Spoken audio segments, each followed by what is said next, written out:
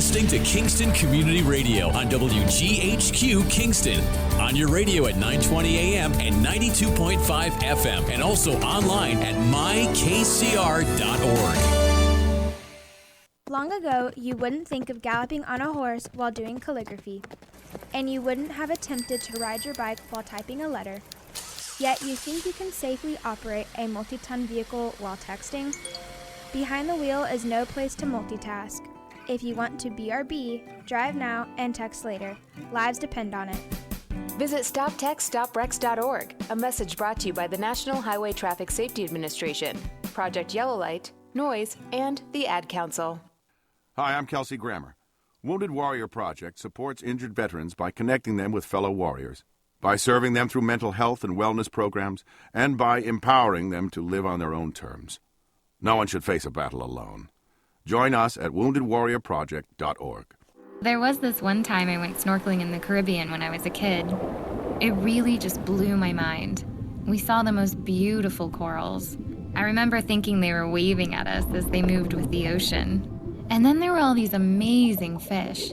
I'll never forget it. It completely changed the way I look at the ocean. Most of us have a memory of being in nature we'll never forget. Let's protect the world's natural places so more memories can be made for generations to come. Visit worldwildlife.org. Hi, this is Jared Mans from the Spring Lake Fire Department, and I support Kingston Community Radio, and so should you.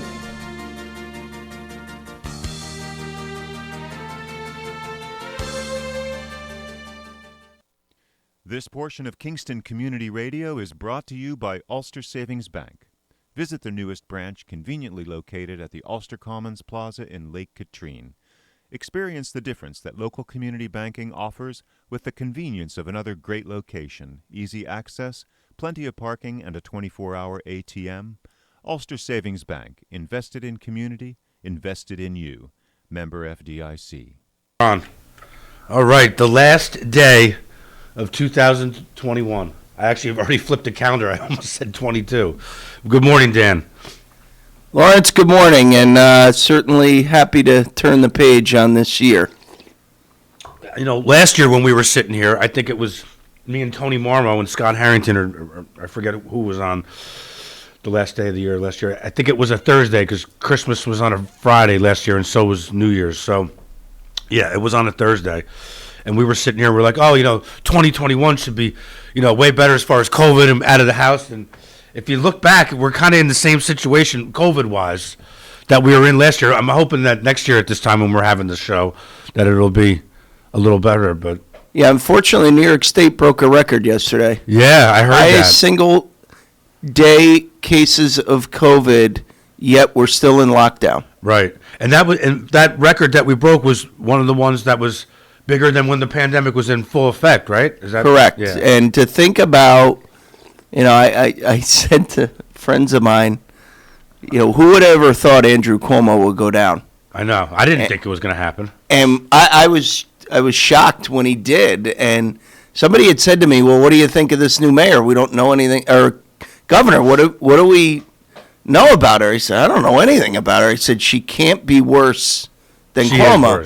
She's way worse. Yeah, she proved me wrong in about 10 days. Yeah. When she first came out, her first statement after being inaugurated or whatever was, her first thing she said was pushing Biden's, her first public statement, pushing Biden's agenda through Congress. Like, you couldn't have said something better. Like, New York's got a bunch of problems that needs to be fixed.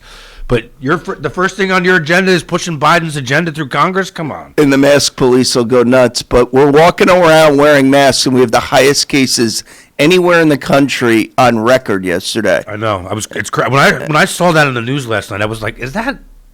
I always thought it was false news. I was shocked to hear that. Me and Cameron Rylance flew to Florida in the beginning of December to go see the Giants play the Dolphins. We had bought the tickets back in July. I know. We bought the tickets back in July thinking, hey, warm weather, get out of New York, go down to Florida for the weekend. The Giants are going to be good this year. Obviously, we were dead wrong. Glennon played that day and it was terrible. The weather was nice. We did have a great time for 4 days, but my point is 30% of Florida is vaccinated. There's nobody, most of the state is Republican. Nobody's vaccinated down there. Nobody wears masks down there. The only place you got to wear a mask is in the airport when you're leaving, coming or going. Right. You don't have to even wear a mask in Uber when you're Ubering around down there. And they don't have a spike in cases. Now, either they're lying and they're not reporting cases. I mean, Well, I don't think there's any reason to think they're lying. I'm not. I don't think that governor. I actually want Ron DeSantis to be our next president. Yeah, he's an open book, and he's a military guy, and he's proven I like Ron DeSantis 5 times over what you can do when you run the state. God forbid, like a military operation, and everything he's done, has proven people wrong, and people hate that, and they scream about it. Yeah. But you know what? There's something to be said for successful management, and I just think the numbers are skewed a little bit when it comes. Well, to the numbers are always skewed. I have a hard time believing now the CDC is saying that these rapid tests don't work, but we're giving out thousands of them right in our county. Right. And you look at the numbers, and You have to question the numbers, but you got to question the numbers. You can't, because when you question the numbers, you become, a fear monger or this or that. Unfortunately, I do. I know some people very close to me that have COVID right now. Thankfully, do they have a vaccine? Yes, they do. And are they did mild symptoms? No, they actually. They're pretty sick. One group is sick. Really? And they're vaccinated? Yeah. And what vaccine did they get? I'm just curious. I don't know which vaccine they got. They got a booster too? The one I can say for certain, the other I don't know. But wow, with a booster and they're really sick. Not really sick, but sick enough to not go to work. I've been doing their grocery shopping. Oh, okay. Yeah, that's sick. Damn. Now that I also think, right, you think about what this virus does. It attacks the immune system. They're all really healthy people. Right, so they're kind of, like anybody. Like I got the vaccine, I felt awful afterwards. Yeah, I got and everything I read, and a friend of mine that had done more research than me told me that's a good sign that your immune system's reacting to it. Yeah, right. I only felt awful for like 4 hours, and I was fine. Yeah, I felt crappy. First, I woke up. I actually woke up in the middle of the night. It was like 16 hours after I got the shot. Yeah. I woke up in the middle of the night sweating. I was like, Jesus, my pillow was dripping wet. So I took a shower, and then I had the chills. Then I had the aches and pains, and my arm was really sore. I fell back to sleep, woke up in the morning, went to work. Yeah. When I went and got the booster, it made me a little nauseous, and it knocked me out for like an hour and a half. So when I went and got the boosters at 11 o'clock in the morning, I told my mom I'm going to take a 2-hour lunch. As I was getting off 209 to come back here, I was like, whoa, feel a little woozy. Went home, lied down, woke up in an hour and a half, felt fine. Yeah. I kind of the same experience for me. So, but anyway, enough about COVID. Yeah, enough about COVID. We're going to leave that 2021. I'm sure we'll have plenty of time to talk about it next year. Yeah, we could go on for hours, but all right, real quick, did you read the post yesterday about Gettleman's replacement? I know we're not going to jump into sports too much because Steve's coming in here and he's going to want to talk sports, and that'll probably be better than him slamming officials. I saw the article. It was called Mythbusters. It was in the post. Yeah, I saw it this morning. I didn't read it yet. I think John Mara's the one that needs to be replaced. He's not even going to go out and look for a GM. He's going to take Gettleman's assistant and make him the GM. Hence why I didn't read the article. His name is Kevin Connors or Kevin Abrams. Abrams, yes. He was also Jerry Reese's assistant. Weren't those the worst GMs in football right there? I mean, it's almost as if Mara just wants, he's taking the easy path out, right? And when you take the easy path, you get what we have now. Yeah. But we'll revisit that. Actually, Steve Peruso's logic on that is pretty correct. The Maras they don't care about their team, and I kind of agree with him on this. They're sold out. The Giants are sold out. Even though when I go to games this year, there's more opposing fans than there are Giant fans. It's the Dolan effect with the Knicks. Yes. Right? Pretty much. You look at it, the Knicks could be. Well, they're getting better now. Yeah, He's not meddling with the team anymore, Dolan. Thibodeau is more hands-on. It's not like it used to be. No, it's not nearly as bad as it used to be. I mean, but Oakley's not getting thrown out of the stands listen, or anything. You and I both know. Yes, it could be better. A competitive Knick game at home, there's nothing like it. Yeah, nothing. Right? You can't replicate it. Nope. The energy, everybody, you can make more money. You have to pay the taxes and if you're not playing in New York City. Go to a Knick game when they won by 3 or 2. Right, at the Garden. Right. Close game. There's nothing like it in sports. Right, and walking out of the game is right. Them, the Knicks, the Rangers, it's the Garden. It's the Mecca, I've actually only been to one Knicks game at the Garden because it was hard to get a ticket back then.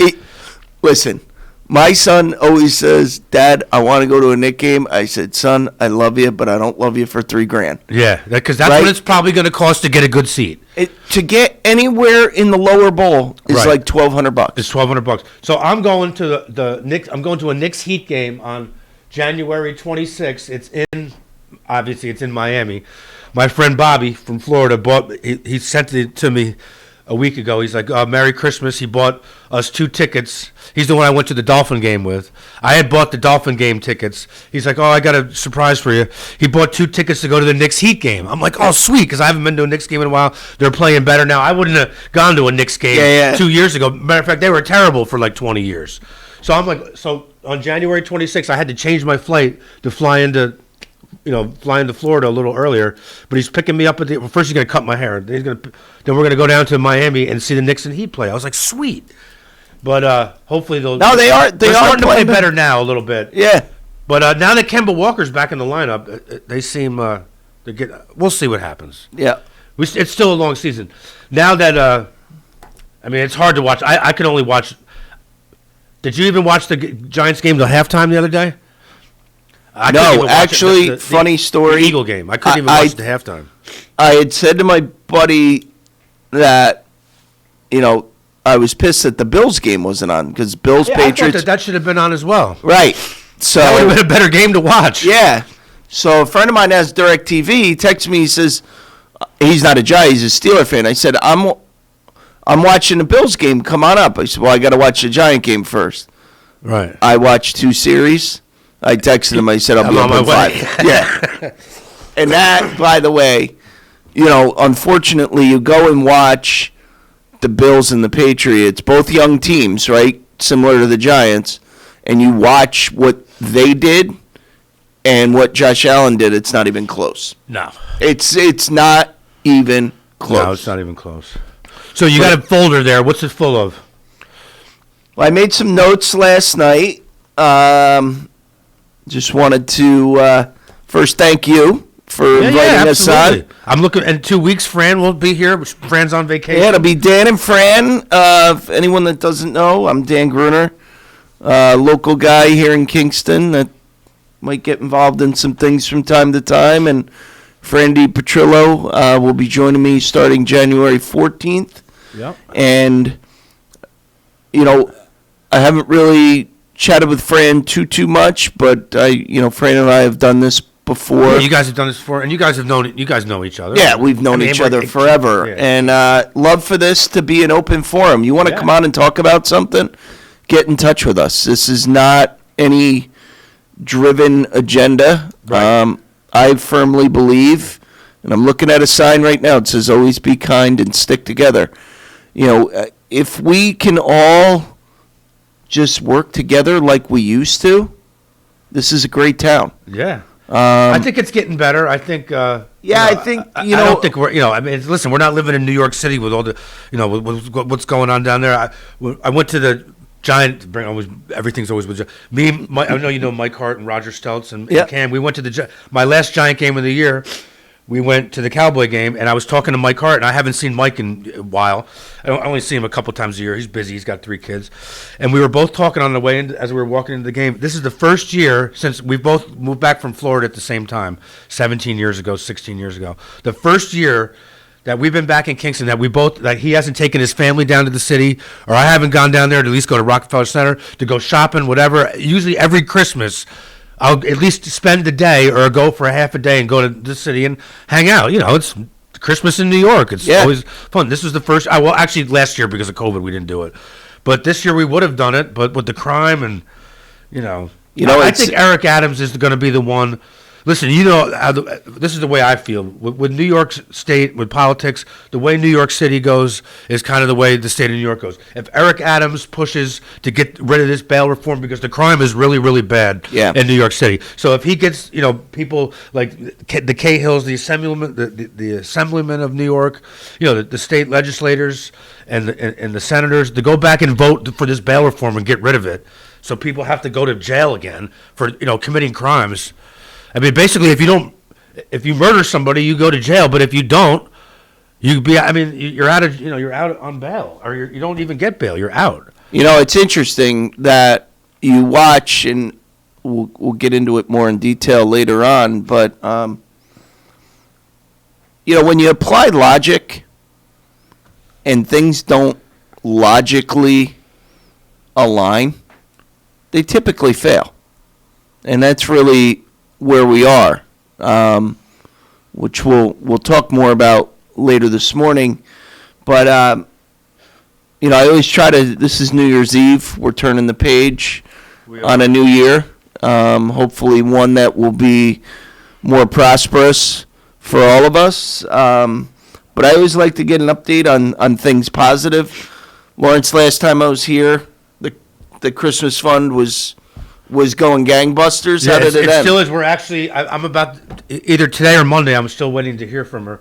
I'm about to go collect the last the $2,000. We're all but collected. We have, we've collected almost $63,000, and 65 was pledged the day of the event. Now we've got another 8,000 that we got on top of that. So yeah, we had our best year ever. Thanks to everyone that's involved. Next year you'll be involved with it. So you'll be able to see what, and you're no stranger to fundraising because you've been doing, the Rosemary Gruner Foundation for years, right? Yeah, when did you start that, Dan?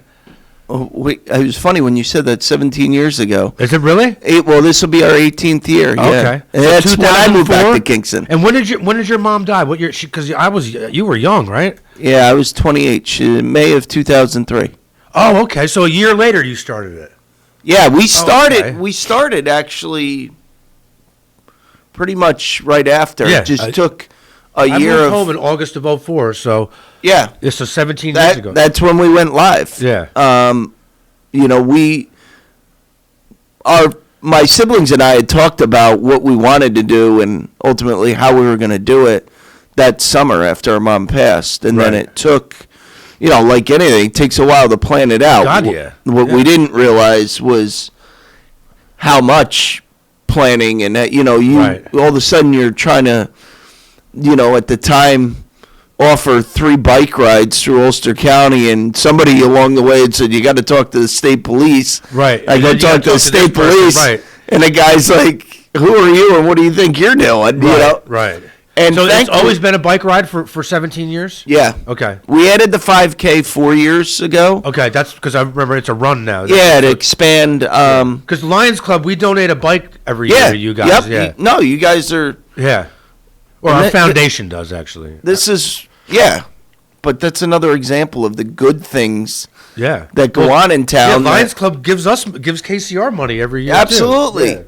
Yeah. Lions Club, Kiwanis, every year. Rotary yesterday gave us $500 for the guy, Richard Cabriani, who's the president of Kingston Rotary right now. Yep. He was Tony's co-host yesterday. He came in with a $500. I was wondering who that was. Yeah, that was Richard. He's great. Now he's like you. He comes in with his clipboard. He was here at like 6:45. He was.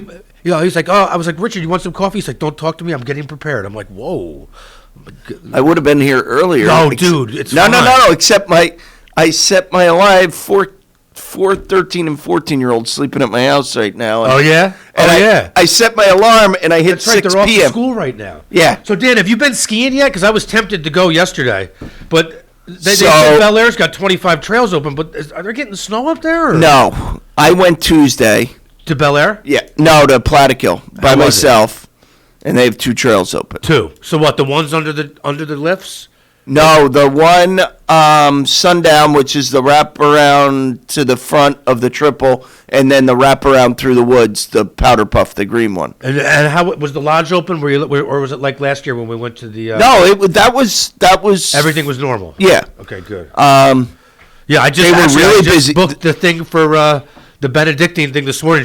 Bernadette sent me the thing. She's like, you got the last day to get the discount. And I was like, oh my God, it's already December 31st. But so they were busy with snow tubing. Really? But yeah, like real busy. Real busy. So my son didn't come with me Tuesday. Tuesday night he says, Dad, I want to go skiing tomorrow. I said, great, let's do it. I took the week off of work to ski. Right. I wake up like 7:15 yesterday morning, and it's raining. Oh God! So he wakes up. I said, Bub, I don't want to ski in the rain. Blah blah blah. He says, well, that's fine. We got to go tomorrow. I said, that's fine. I wake up yesterday morning. The mountain is totally fogged in. Oh yeah, it was foggy yesterday. Yeah, couldn't even see the lift, and I'm like, so you drove all the way up there, and it was we didn't. I went on the website. You go webcam. Oh yeah. That's cool. So, yeah, but, I actually was just talking to my roommate from college last night, and he skis at Killington. And they went home last night back to Boston because it's raining there. Oh, man. And my sister is in Bromley, raining there. Wow. You got to go all the way northern Vermont. What, like Pico? Or not Pico? Stowe or Sugarbush. Yeah. Jeez. So that's a long ride. You hate to see, the ski resorts have been through what and back, but it's really tough for them. I probably skied almost 15 times last year. The year before, at the end of the year before, or like COVID, the end of COVID, or right, that end of that year, right when COVID was starting, I had got new skis, and I was still skiing on 205s from when we were at High Mount. And I think it was Tom Murphy from M&T Bank. He's like, man, and a Cam too. They're like, man, you got to try out these new skis. He's like, first of all, it's not like the old skis. They're not heavy. Yeah. He's like, I'm telling you, you're gonna love them. But all new ski. You know how it is with skiing equipment. All new gear, equipment, boots. I mean, we're talking, a couple $1,000s. So finally, got new skis and got new stuff. Oh my God, man! I haven't fallen down sometimes I feel like I'm going too fast. The skis almost feel like they correct me from. Yeah. I'm like, they're wider and they're not as long. And the ones I'm on are like 180 something. They're pretty, they're pretty big or whatever. And but they're fast. They're great. You don't have to sharpen them. Remember when we used to P-Tex and wax our skis? We'd come home from High Mount for the weekend. That was me and Pat Murphy used to do that all the time, dude. Yeah, well, we had to because we're skiing in the woods and destroying our skis. I missed High Mount, man. High Mount was fun, man. I tried to tell people about all that. Remember it was just one lift, the T-bars. Everybody used to ski with everybody. We knew everybody. You're skiing with all your friends. That was great back then. Probably some of the best memories of my life. You just mentioned, my cousin, Pat Murphy, Ramon Fontanes, the DeKoskis. Yeah, we used to all go up there. Where else could you? I'll never forget probably one of the funniest stories I remember about me was my dad telling me that someone came up to him, I don't remember who, but in a panic, and said that, your son, he just came off the top of the Catskill. I was 6 years old. Nice. I never looked back. Never looked back. You were gone. One of the benefits of being the younger brother, right? I grew up chasing all you guys around. Right. And you're not that much younger than us. No, but like what are you, 45? I'm 46. Okay, yeah. But my brother and his friends had a rule. Right. Yeah, you can ski with us as long as you can keep up. Right, as long as you can keep up, right. So, Right, and I was skiing with like Jeff DeKoski and those guys. Yeah, absolutely. And he was like a year or two older than me, and Jeff was skiing with his older brother. So I was always skiing you're always skiing with people that are older than you. Usually. That's how you get better. Absolutely. Right. I went out and had the fortune to ski with Steve DeKoski out in he's in Colorado, right? Yeah, he lives in outside of Denver, and he still skis, I take it? He's phenomenal. Yeah, so is Jeff. Yeah. No, those kids could always ski, man. Yep. I mean, they had their father died when they were very young, and they skied all the time. I don't see Danny much anymore. Do you still see Danny? Yeah, Jeff lives next door to me. Oh, that's right. Yeah. That's right. He's your neighbor. Yeah. That's right. So I forgot about that. Dan was over there the last couple days. So. Yeah, good. That's right. I forgot. Yeah, he's doing great. He's at Ulster Savings Bank, and Danny is. Yeah. Does Jeff still work in Jersey and travel to Jersey every day? No, he works for the county health department now. Does he? Good for him. Yeah. I used to see him at dartball, but I don't play dartball anymore, so it is what it is. So anyway, you want to go to break, and then we'll come back with Steve? Yeah, we're going to hit the break, and then Mr. Steve Peruso at 7:30. All right, sounds good.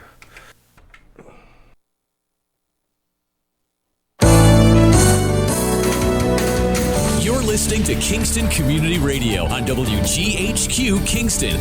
On your radio at 920 AM and 92.5 FM, and also online at mykcr.org. Have you ever experienced a wish come true?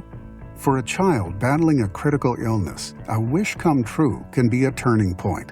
One song, one dance, one game, one adventure, one moment changes everything. Make-A-Wish needs your support to grant the wish of every eligible child. Visit wish.org now to help grant more life-changing wishes. Together, we can transform lives, one wish at a time. Hi, I'm Steve Thomas for Habitat for Humanity Restore. Habitat Restores are nonprofit home improvement stores and donation centers that sell new and gently used furniture, building materials, and appliances to the public at a fraction of the retail cost. The Ulster County Restore at 406 Route 28 in Kingston needs your donations. Call our hotline at 845-853-7499 to schedule your free pickup. And thanks. Everyone is talking about healthcare these days. America spends twice that of other developed countries on our healthcare system, yet our health ranks near the bottom. How can we stop spending so much and getting so little? By shifting to a system that gives more patients access to strong primary care. Primary care can help make America healthy again. To learn more about the benefits of primary care, visit www.healthisprimary.org. This message is brought to you by America's Family Physicians. Screening exams for breast, lung, or colorectal cancers are necessary to detect and treat disease at its earliest, most curable stage. But you may have some concerns and questions. Answer your questions and ease your fears by visiting radiologyinfo.org. In addition to information on screening and wellness, you'll find more than 200 descriptions of radiologic exams, procedures, and treatments to help you prepare. Get informed and be prepared. Visit radiologyinfo.org, produced by the Radiological Society of North America and the American College of Radiology. 100 years ago, there were 100,000 tigers in the wild. Today, there are as few as 3,200. The Earth's wild animals can't speak up when they need help, but we can. Be the voice for those who have no voice. Visit worldwildlife.org. At St. Jude Children's Research Hospital, we're fighting against childhood cancer every day. At the heart of this battle are our donors. Most of us want to make some type of difference in the lives of others. St. Jude does miraculous work. The fact that no one has to pay, it's a place where everyone is treated as an equal. Everybody is welcome here, and it doesn't matter your religion or what part of the world you're from. All that is taken away. It just gives you some hope. It's just a nice feeling to put your energy into something that really does genuinely make a difference in a child's life. There's just no greater gift. If we have the ability to help, then we have a responsibility to help. Finding cures, saving children. St. Jude Children's Research Hospital. Find out how you can help at stjude.org.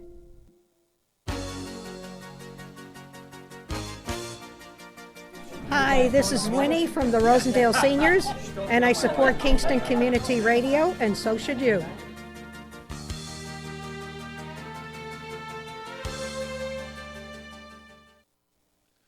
This portion of Kingston Community Radio has been brought to you by the First Savings Bank in Ulster County that still remains local to this day.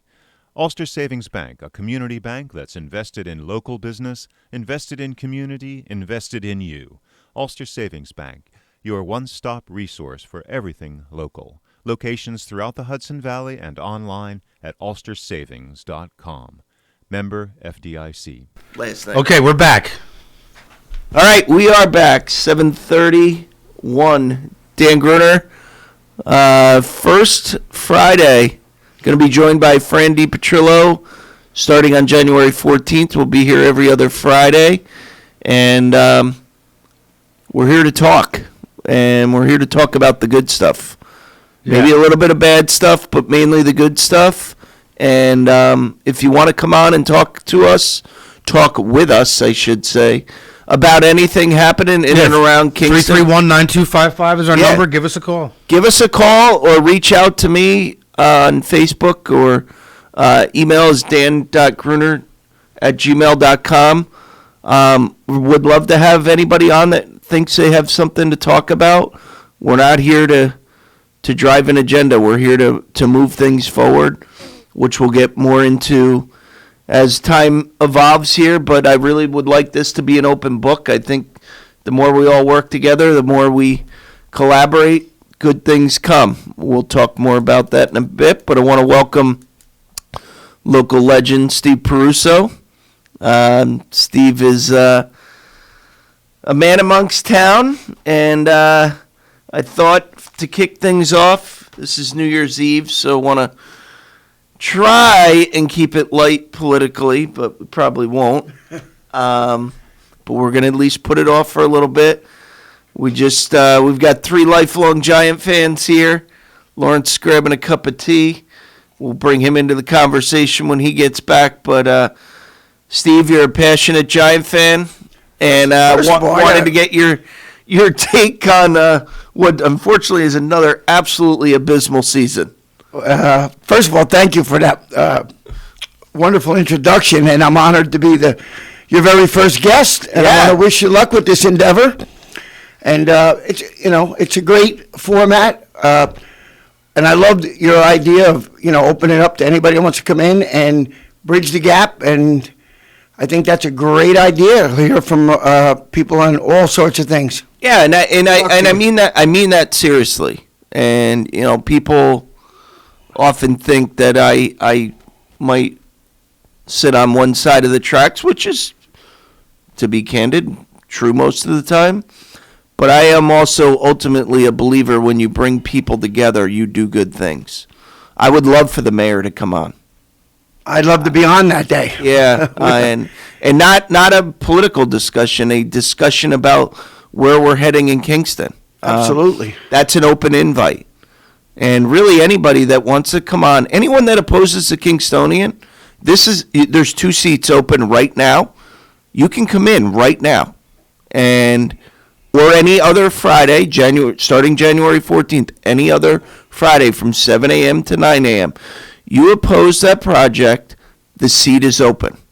Bill Berardi put out a letter to the editor this week that Rupco should buy the warehouse. Where have you been for the last 5 years, Bill? Come in and talk about it. Okay? This is a project, people are jumping and screaming that you're getting a tax credit. I've been involved and followed this since the beginning. It would cost the city of Kingston, and I'm sure it's a heck of a lot more now than it was 5 years ago. At the time, Brad Jordan stated, it would cost the city of Kingston $1,050,000 per year for 30 years to pay for the parking garage, not including bonding. I would venture to guess people that are opposed to the project don't understand what bonding is. It's an insurance guarantee that also has a cost attached to it. I'll leave it at that. I said I wasn't going to open with politics, but we went there. Because it's hard not to. Well, front and center. Steve, I asked you to be on because you're passionate, and you did what most of us don't have the courage to do, and you stood up and ran. And we're going to get back to that because I'm going to hold myself accountable that we got to first fix the Giants, and I want to keep it positive. So let's spin back. We're going to come back to that. Let's just backtrack for 1 second because I want to. Everything you said, I'm in agreement with, and we've talked off the air obviously about it, And I ran for all those reasons you just said, as a non-enrolled, trying to cross, and I lean more right than left. But it comes a time when you need to bring people together a little bit. And I felt and learned as I ran that a lot of people don't want that. And that's scary. Yeah, and I think what we'll find is... And by the way, you're spot on the Kingstonian. For 5 years, as this thing was moving forward, there wasn't these objections to these things, and then the Bender bandwagon started, and people have jumped on it for no good reason at all, none. And like you said, I'd love to hear their views other than we don't want it. A local guy's going to make more money. You know what? Think about the businesses around the area that are going to benefit from it. The people they're going to employ. There's so much more good than bad. I defy anybody to prove me wrong on that. And you. That's it on that. Yeah. We're going to come back to that. Trust me. But I want to. We got real problems first. The Giants. Listen. Ooh. I was at Lawrence Taylor's retirement game. My cousin Bobby Ryan and his dad, my uncle, had season tickets way back to, I remember going to games when I was like 10 years old, and it was the best absolute thing in the world. Nothing better. And now you can't pay me to go to a game. I sat in the Maxwell seats right here. Yeah. I don't know where Lawrence take a long time getting his cup of tea, but it used to be. I think Larry. Those are the days. Larry, originally, what was there? 16 tickets. In that block. So my dad. I think there was that section 118? I believe it was. Were you sitting with Steve Nikos and those guys? Absolutely. Yeah, there was 18 in those seats. We used to meet at the Hurley Mountain Inn. It was the whole row, right? Yes, the whole row. Yeah. We used to meet at the Hurley Mountain Inn, Bloody Marys, and off to the games, and it was the greatest day. That's when they were good, man. My dad. We'll get back to that eventually. My dad and Lawrence's dad were friends, and I still are. Well, to that game. He's passed away, but man, oh man, I like, my buddy Jim Shea and I, we still get together and we actually watch the game. He's got an outdoor patio. Nice. And we sit out there and, So 3 weeks ago, his wife says, let me start out with asking you a question. Yeah. Because it baffles. You have an organization like that, rock solid. You're talking about those years. How does it go so bad and stay so bad unless they really don't want it to get better? The seats are filled. They're making money. Right. I agree. The Maras, they're just complacent. Is that possible that Mara and Tish and these guys really say we're making so much money? I can't believe that, but it almost seems like it's a possibility. It is a possibility when you think about it. Like, Tish is out of the equation. He's in the entertainment business. Right. And when he signed on to take part of the team, it was made known that you're not involved with day-to-day operations. You can get a piece of the team. The Tishes and the Maras are longtime friends, like the Rooneys and the Maras were. But let's face it, Wellington wasn't a good owner either, and neither was his father, and neither was his brother. But he hired the right people. Right, that's the difference. Wellington was a respected man around the NFL. All the other owners liked him. No one likes John Mara. He's kicking trash cans over. He's got his temper tantrums when they lose. Look, I was there at Eli's game when they retired his number this year. But Jerry Jones got on their feet and booed Mara. Jerry Jones is not liked, but he built a win. He took a team that was lower than the Giants and rebuilt them, and he's not liked. His son did. I agree. His son had a lot to do with it. His son is running that team now, and that's why these teams have gone downhill and passed the Giants on the way back up. Listen. Let's face it. When Wellington died, the Giants might have died with him. That's the way That's what it seems. Even though we won 2 Super Bowls after Wellington died, Ernie Accorsi built those 2 teams. Those were still remnants of that. They're still remnants of that. You need an Ernie Accorsi, and I think to their, not defense, but I think they thought Gettleman was Ernie Accorsi 2.0. He's not even close. But he built Carolina from ground up. He did, but they didn't. They got to the Super Bowl and then tanked. He did, but then he did. Gettleman is not a good short term. He's not. No, I'm not. Hey, listen. He was my elementary gym teacher. He did it. He should have stayed teaching gym. Carolina was a short term fix, though, And he overloaded the cap. He tanked on 3 drafts. He could have. All right. Remember what he said about Daniel Jones when he drafted him? Oh, talk to me in 3 years. Well, it's 3 years later. He still sucks. That's not the pick that kills him. But The pick is could have waited a couple. The Barkley pick was the Barkley. You don't pick a running back at number 2. I mean, Barkley was a good running back. I mean, if they I don't care. Running back. Booker's a good running back. Turned out to be better than him. Barkley's the 3rd best back on the team right now. You don't use a number. I think injury. You don't use a number 2 on a running back. It's too easy to get them later on. He'll be on the team next year. Barkley will be on the team next year. If I could trade him for a couple of 2s, I'd do it right now. Yeah, I don't think everybody's going to. I'll tell you what. Did you guys watch 2 weeks ago? The Ravens were the game of the week. I forget who they played. They lost to the Browns. It was the backup quarterback. Yeah, Hanley. Huntley, or whatever his name is. This guy's their backup quarterback. I just watched the Giants throw up on themselves. Yeah. Well, what about they had Colt McCoy? They let him go to Arizona. But I go to that game and watching this guy. He's their backup quarterback. He's better than Daniel Jones. How about the kid from Houston that played last week? Yeah, there you go. Yeah. That guy was lighting it up last week. He's their backup. Listen, I'm not. It's just been a long season, and it's time to. It is, and you know what? Under the circumstances, I was okay with the Jones pick at that spot because if they felt like he was the one, if you feel like your quarterback's the guy, then get him whenever you can. And Denver was going to take him. I really believe that. But I know there's people that want Jones's head and all this, but I'm not sure if you can judge him fairly yet. And I know my God, he's had 3 years. I understand, but 3 dysfunctional years. I'm sorry. He's had pandemic years, offensive line years, Gettleman years. He's garbage. He's not an NFL quarterback. I would love. We have all these picks now. I think they're going to do it anyway. I think he's going to have 1 more year. And it's going to be that's going to depend on the new GM. If he wants to keep Judge, if he wants to keep Jones. I don't think Judge is ready to be a coach. I mean, these guys are still dropping balls. Let me ask you this: given the choice of Jones, if you can only have 1 back, Jones, Gettleman, or Judge. I'm sorry. You can have 1 back of the 3. I'm taking Jones. I'm taking Jones too.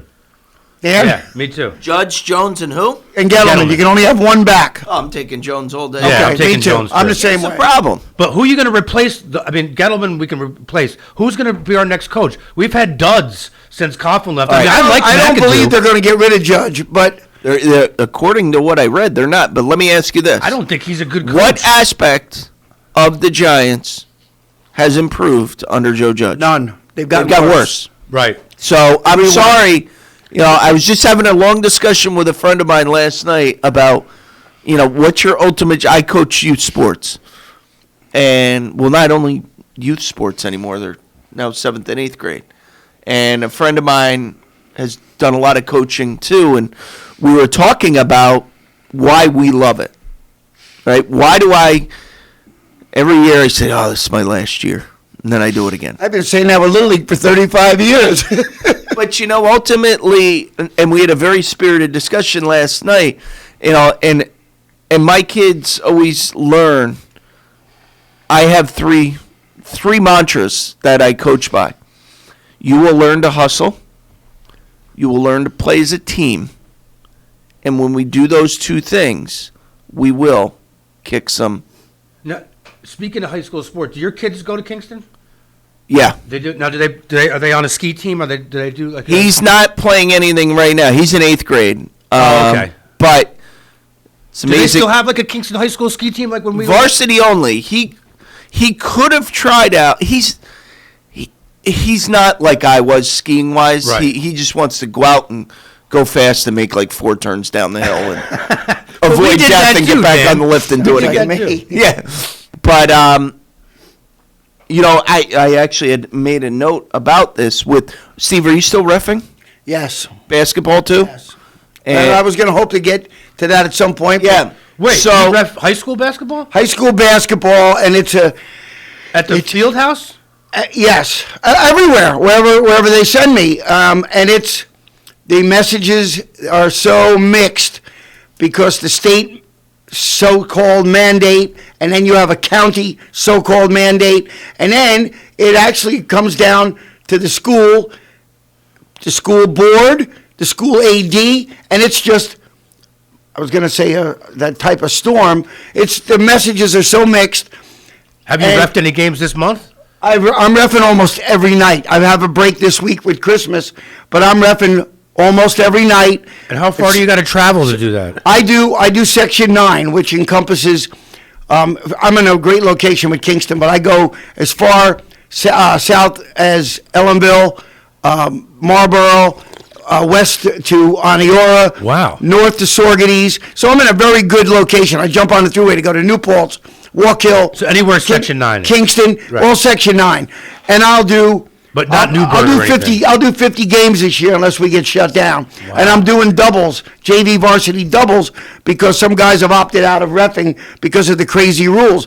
First of all, they're making the kids and the referees wear masks while we're running around in a gym, That's vaccinated or not. My feeling is, That's if the not kid is safe. vaccinated, if the referee is vaccinated, don't I make don't them know wear a if that's mask safe to in the let a gym. kid- let anybody It's run unhealthy. out. It's Yeah, already that been is proven it. that it's unhealthy. If you want to make the fans come in and wear a mask, That's different. that's fine. They're sitting there doing nothing. But the kids, by the way, are not wearing the mask. They're wearing them as chin straps because they can't breathe. They can't breathe, right? You got to. And yet we have these ADs and these county people screaming, "Oh, I saw a picture in the paper. These kids aren't following the rules. We should shut sports down." These people don't have a clue what they're talking about. They're just screaming to scream. They don't have a finger on the pulse of what's going on. When those kids leave that game, they're all hanging out together. They're Right, not wearing and they're not wearing masks then. They've gone through the protocol. They've made the sacrifice to get vaccinated, to get their boosters, Right. so that they They can did what play they were sports. told, and they're still Now, gonna wear don't masks. make them put a mask on That's in an terrible. 85-degree gym, threatening. And now, by the way, we are told flat out, matter of fact, we've been told 1,000 times, you are not the mask police. If there's a player not wearing a mask, you don't say a word. Obvious reason. Kid is not feeling well, pulls their mask down, you tell them to put that mask back on, they take 2 steps and fall and crack their head open, and they say, well, the ref made me do it. Right. We are not allowed to say a word. So nobody's saying a word. And I agree with it that they shouldn't be wearing them, but don't go through the facade and of this fakasha rule of the masks when it's ridiculous. So, and we're wearing them, by the way. The referees, we are told by our board that we do have to wear them, and we keep them on. Some guys have opted for buying these fancy masks where the whistle is stuck right inside it. Really? Yeah. Oh, yeah, because when you got to blow your whistle, you would technically have to take. Right. Some guys have actually gone to an electronic whistle that you hold in your hand. I'm staying old school. I actually took a razor blade, cut a Really? slit. They just stick it right I in cut there. a slit in my black mask where the whistle slips in, so there's no space for contaminants to get out, and I'm trying to do it as normal as I can. You know, this is a hot button, obviously, with parents, with the athletes, and I don't want to forget to say this, but my heart absolutely breaks for these high school kids whose, many kids' athletic careers have been stolen from them. Absolutely. And I think about a kid and who would not otherwise have an opportunity to go to college, but athletics creates that opportunity. You can't get that back. That's life-changing. And, this about, attendance and masks and all this came out yesterday. And Kingston's one of, there's 46 school districts in Section 9. 8 are now limiting spectators. 8 are now requiring, attendance lists and 2 per attendance. Kingston's one of them. But yet we're going to have 100,000 people in Times Square tonight. We're going to have 100,000 people. I thought they were nixing that. How about 100,000 people, but they have to social distance? Right. No.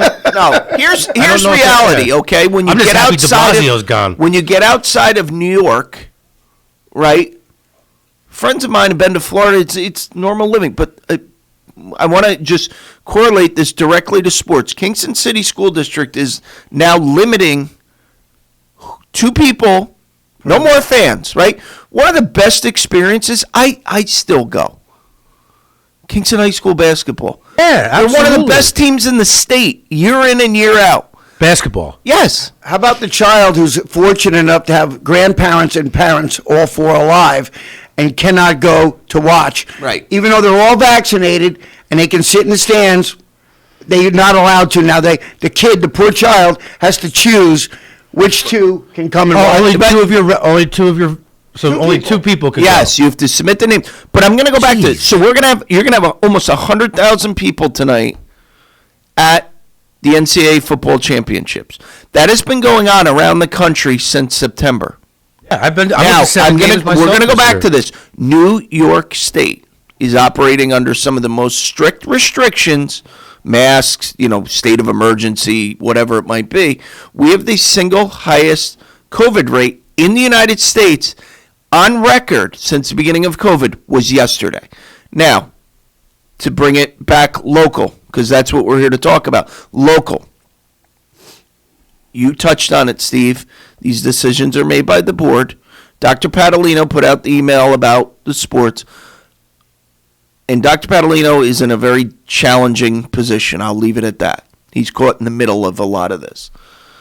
But when you attend a Kingston High School football game, and there's 3,000 people there, and there's 2 people wearing a mask, and it's our board president, Jim Shaughnessy.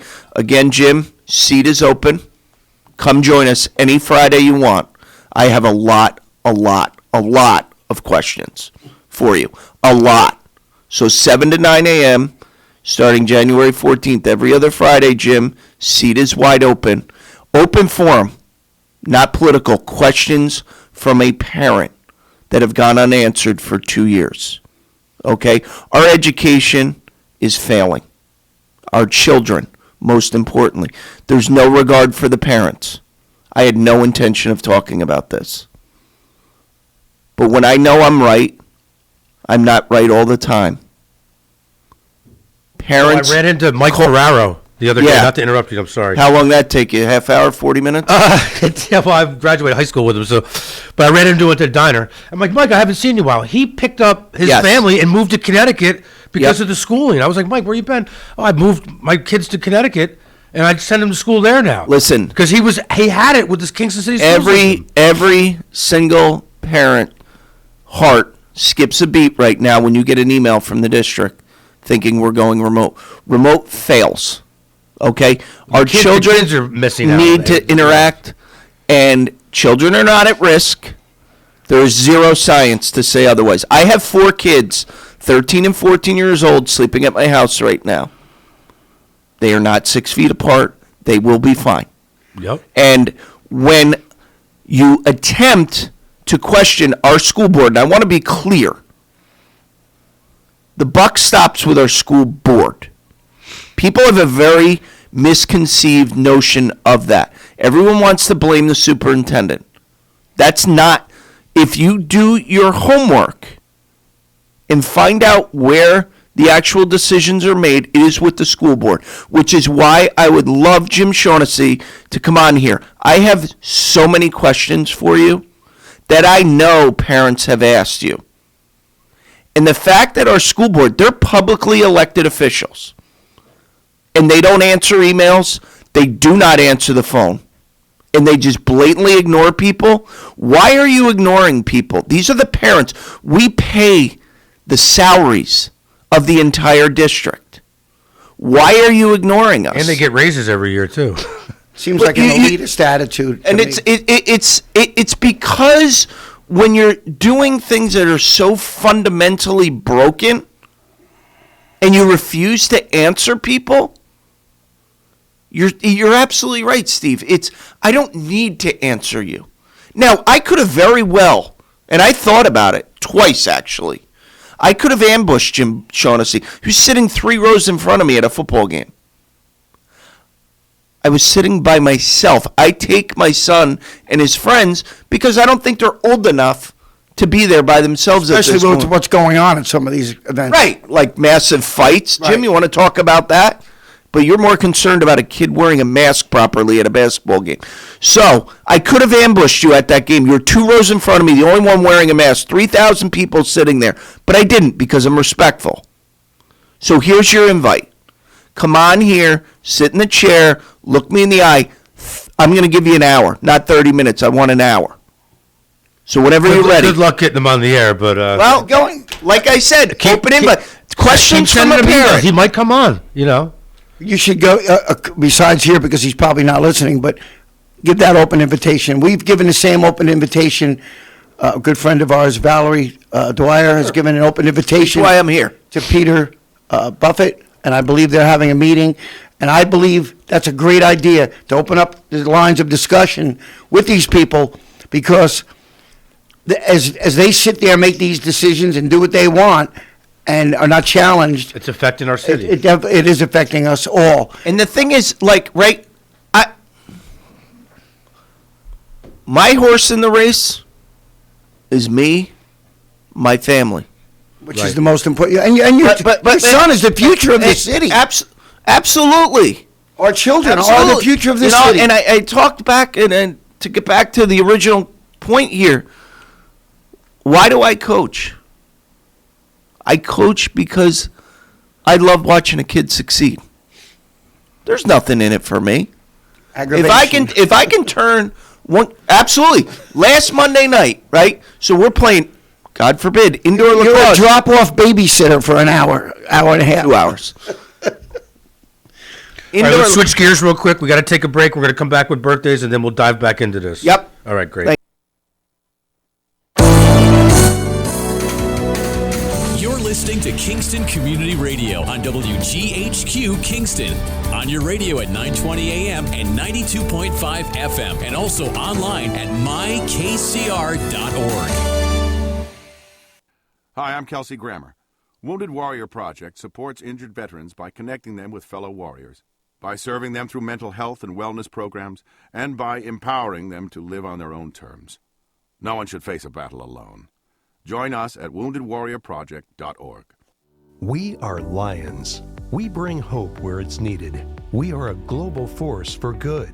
Support causes that matter. Change lives. Change communities. Change the world. We can do more together than we can alone. Join in. Experience the joy of serving. Be part of the movement. Give back. Let's unite the world for good. We are Lions. You can be too. Visit weserve.org. Hi, this is Tony Marmo from Norman Staffing, and we've been bringing together employers and job seekers since 1980. If you're an employer and have job vacancies, let Norman Staffing help fill them with permanent or temporary workers. We screen, interview, and recommend the best candidates for your company. We make the employment process easier and faster for you. Please call Norman Staffing for your employment needs at 338-9111, 338-9111, or normanstaffing.com. Have you ever experienced a wish come true? For a child battling a critical illness, a wish come true can be a turning point.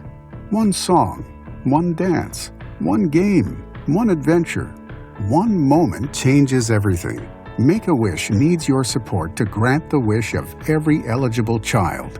Visit wish.org now to help grant more life-changing wishes. Together, we can transform lives, one wish at a time. This is the story of Daniel, who was born 2 months early. His lungs weren't ready. His heart wasn't ready. His parents could only hope that one day he would leave the hospital healthy, and they would all live happily ever after. Daniel's is just one of the more than 500,000 stories of babies born prematurely last year. You can help the March of Dimes stop premature birth and bring more babies home healthy. Learn how at marchofdimes.com. Working together for stronger, healthier babies.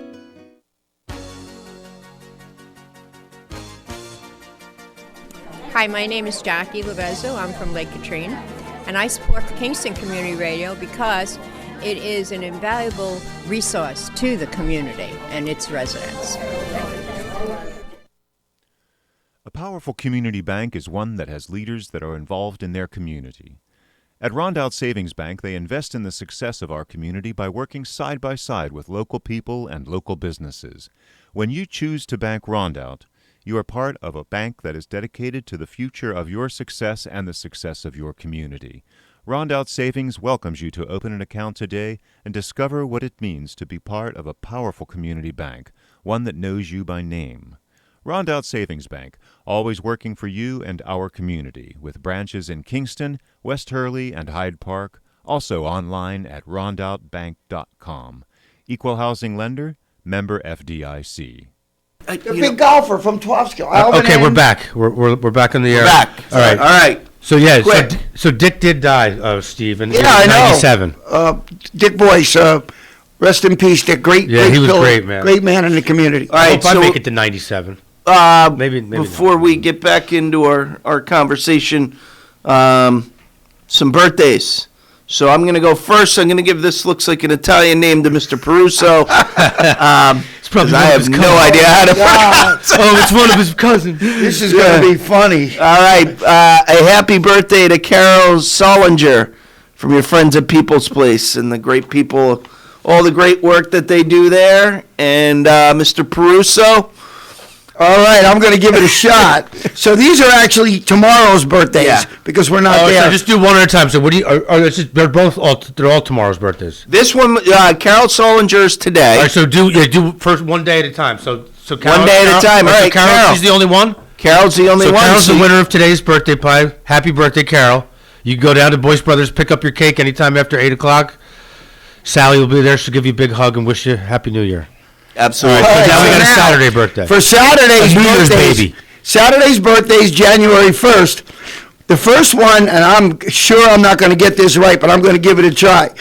Vincina Pinocchio, almost Pinocchio, That's some but Italian it's you are, dude. Pinocchio. Whoa. If I'm saying it wrong, I apologize to you if you're listening. It looks like Vincine Pinocchio. Oh, it sounds like a good spaghetti. Yeah, Italiana. So happy birthday, Vincine. And also, there's another birthday tomorrow, and that's Alexis Moran. She's also a Saturday birthday. So, and the winner here is, for January 1st, is Alexis Moran. And that's, she can get her cow pie. Yep, she go down to Boyce Brothers, 62 O'Neill Street. And while we're on birthdays, because this is a local radio station, I'm going to give a big shout out to a local guy who's been a friend of mine for as long as I can remember, and that's the rock man, John Stowe. Oh, John. It's John's birthday today, so if you run into John, wish him a big happy birthday and thank him for all he does around the community. And I saw him out on Christmas Eve. he's out and about a lot. He made a very generous donation to the Happy Christmas Fund, too. So he does a Happy lot. New Year, John. Happy birthday. You know, the Stoats are like some other families here in Kingston. A lot of what they do is quiet, and they are so incredibly generous. I mean, had the good fortune of serving with Bill on the Boys and Girls Club board. I was their youngest president, 33 years old, and Nice. you know, really, the reality was we were rebuilding the board. Kenny Beesmer appointed me the vice president of the board, and I said, well, what are you doing here, Ken? I just got involved. He said, well, I need you to clean this up. And I said, great. And we just had to, you know, we needed new blood on the board, and we worked and we did it. But, you know, two of the guys that I kind of always were my sounding boards were Brad Jordan and Billy Stoat. They were kind of the two rocks per se. Behind the scenes, that, you know, anything you need. And never looking for thanks, and doing it for all the right reasons. You're absolutely right, and that's why I bring it up, because they do it for the right reasons. But, you know, wanted to finish up on what we were talking about before we parted ways here for the break. But, you know, joking about coaching and sports and you know, your side from the referee and what's going on at schools with the masks. And, you know, my son's he's a big lacrosse player, and we're competing in an indoor league right now down in Milton, and we played all last winter, 12-game season. Yeah, we did some tournaments down there for other sports in the Dome. And no problems. Nope. You look at that, and then you look at the way the schools run it. We're playing right now. Yeah. Right? And it used to be, it's Friday nights down in Milton. If you've never been there, it can take you 25 minutes to get there or an hour. Right? 9W. And at its mercy. Yeah, you know, after you work all week and you're driving home from there at 9 o'clock at night, but you know what? Not only was it the best 60 minutes for the kids, it was the best 60 minutes for the parents. Yep. Amongst all the craziness. So, but just to close out on coaching and why I love it, we're 2-1 right now. Kingston Tigers in this league. Very competitive league. A lot of travel teams participate. And we won our last game before the break pretty handedly. Nice. And we had a practice Monday night. We're off this week and last week and this week, obviously, for the holidays. But, you know, here I got a bunch of 13 and 14-year-olds who come into practice Monday night, and they got some pretty big, you know. You know, you mentioned something about it's for the parents, it's for the kids. You know what it is?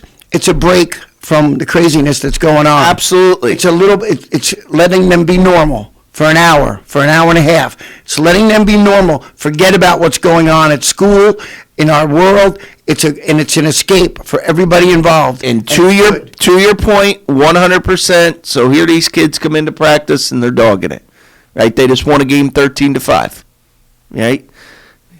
You want to walk around. You want to be lazy in this drill that's designed to pick up the pace. And I fire 2 warnings across the bow, and the third time the kid walks the ball up. But here's my point.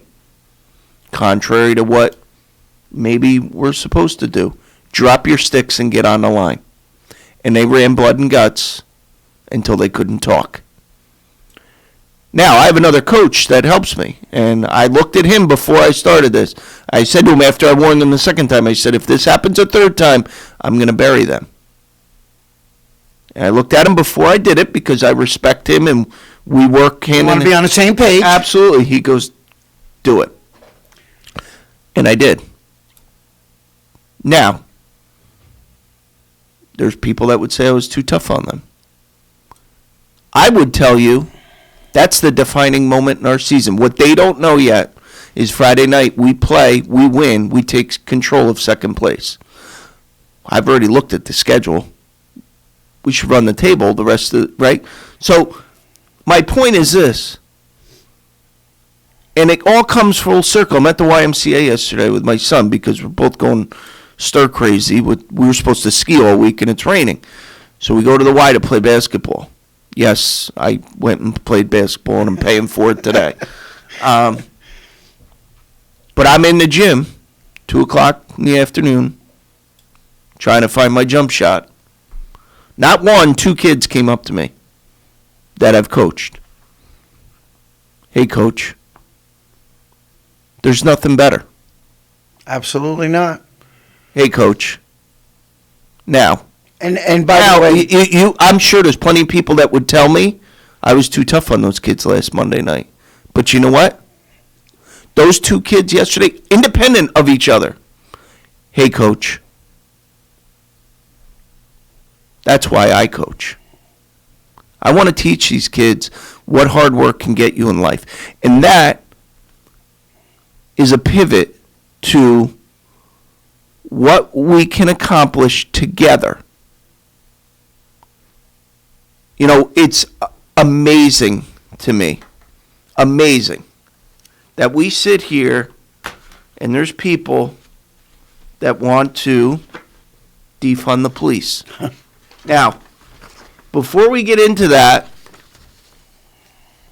again, there's 3 open seats right now. You want to defund the police in Kingston, New York. There are 3 seats that are open. And the phone lines are here. And the phone lines are wide open. You can call us right now. What's that number again? 331-9255. 331-9255. I was in the other room. Are you talking about the girl I think you're talking about? Is that you're talking about defunding the police? Well, we're going to get to that in a minute. Because the people that want to defund the police are the people that, you know, well, They are you're right. So it's like the people that are protesting. They don't have jobs. They're out. It's like, right. Come on, man. So again, 1, 2, 3 open seats. Well, remember, Baum's coming in 20 minutes. So no, I know. There's 2 open seats. No, but I got other chairs in here we can roll in. No, it's throwing up that option if they want to talk. Right. Yeah. I don't listen. We've been throwing that I have friends option of mine out. lined up for January. If I got to boot them till February, we'll do that. Because this is how important this is. Now, it is important. Now, I want to read this to you. Okay, and this is going to take a minute. But again, so Rise Up Kingston, you want to defund the police. Okay, here we go. Chicago mayor who pushed $80 million defund of cops now pleads for the feds to save the city. I'm just getting started. It's happening all over the country. Okay? This is going to take a minute. This is from, Mayor Lori Lightfoot, who last year, this isn't me, this is the New York Post published document, who last year proposed cutting $80 million from her city's police budget, publicly pleaded with the feds, this is a week ago Monday, to bolster the ranks of her city's cops amid a surge in shootings and homicides. This is after over a year of the city of Chicago in absolute warfare. Okay?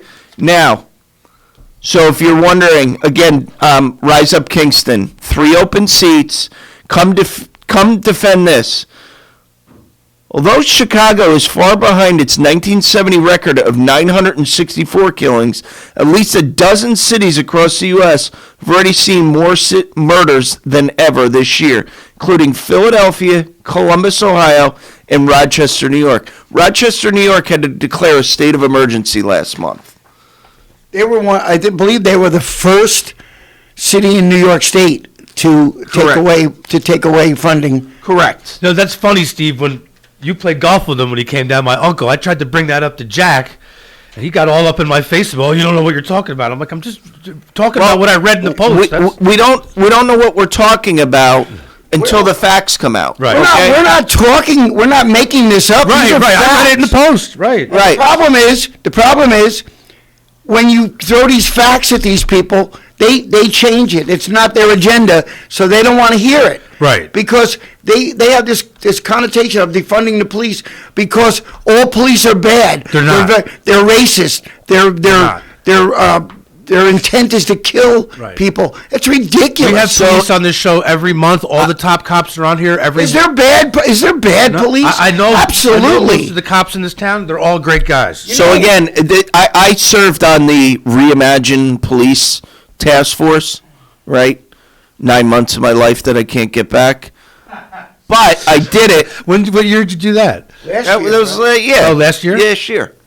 Now, why did I do it? Let's start with there. That was the initial one, right? Let's start with why did I do it, right? Because I believe in life, when you insert the word why, it drives answers. Rennie Childress approached me. I'll never forget it. I'm walking out of my house, I'm taking my son and his buddy to lacrosse practice. He walks up in front of my house. I'd never met the guy before. He says, "Hey, Dan. Hey, how are you?" Or no, we were going to a game because I remember. And so the short story is, he said, your uncle gave me your name. So, all right, my uncle said Paul? he should, Gene. Oh, okay. Right before he left town, his parting gift to me. But, when somebody says, hey, your uncle, I listen. Right. Right? That's what respect does. This police task force, blah, blah, blah. Listen, I got to get these kids to a game. Here's my phone number. If this is legit, I'll be in the car. I was driving to New Jersey the next day. Call me between 9 and 11. I'll be available to talk. Right. And he does. And we talk. And I was honest with him. Why me? Well, you know a lot of people, you independent voice, blah, blah, blah. I said, I'll be an army of one on this thing. And if I knew then what I know now, man, what a different experience it would have been. But I didn't. That's okay. But the reason why I did it, I didn't like what I saw. Much like what you did, Steve. You put yourself out there. You put yourself out there more than me. But I got involved because that's what we need to get involved. I didn't have an agenda. I need to ask you What's something. in a minute, because I don't want to lose this thought. What's amazing to me, we have this first meeting. Now, Lester Strong, who was the facilitator, we talked on the phone. You know, it was kind of like an interview, vetting. And he said, somebody told me you were the president of the Boys and Girls Club. I said, yeah, I was. At 33 years old. He says, I don't need to know anymore. If you want to be in, you're in. Right? He didn't care what I did for a living, and that was important to me. Right. And that was my approach when I introduced myself to this group. I said, I didn't tell anybody what I did for a living because it's not relevant. Right. That has nothing to do with it. Because it forces judgment. I said to the group, and this is how this whole thing started. I said, I've had the good fortune of running a nonprofit I led it for 15 years. Now my brother leads it. And I've learned through that opportunity that you have the ability to work with people from all walks of life if you have the vision to do something good. I'm going to apply that same vision here. And that's what I hope to bring to the table. One guy who doesn't remember me, but I remember him, says to me right out of the gate, what are you, a Trump guy? What did I just say? That statement made him say that? What? Exactly. Because he probably looked up something I might have shared on Facebook a year ago that presented facts that nobody responds to. But you had a question? Well, basically, yeah, because I don't want people to think, it sounds like you're saying you regretted your experience. No, I'll get to that in a second. Because I know you didn't. But the same way I regret losing because I would have made a difference much more. Who likes to lose? Nobody. Especially, I Winners think you don't know. like to lose. I think you know my competitiveness a little bit. But the fact is, I don't want people to misinterpret what you're saying as regretting your time on that, because I know that's not true. The same way I don't regret running. Because the people I met along the way, and what you just expand on, what you said, what I learned along the way about people and being labeled, even though I was non-enrolled, I was a Trumper also. So, to your point, I don't regret it. I'm actually proud that I did it. And I give you all the credit in the world. And I give you all the credit in the world. And, you know, this isn't some big hug fest. This is two people that love our city. But what I will tell you is this. Back to the defund the police, rise up Kingston. I presented in 2 public forums. We each had to pick a topic. There was pre-selected topics, and then within those, you chose a topic that was of interest to you. Mine was police accountability. Okay? I interviewed Mike Bonts, who at the time was the number 3 guy at Kingston City Police Department. I interviewed him 3 times, extensively. I told Mike going into it, and this was approved by Chief Tinty. Mike, if there's anything I'm going to ask you hard questions. If there's anything I ask you that's out of bounds, just tell me. We'll move on. I also want you to tell me if I ask you a direct question that you are not able to answer, to tell me that. But also, tell me why you can't answer it. Because I want to help the public understand.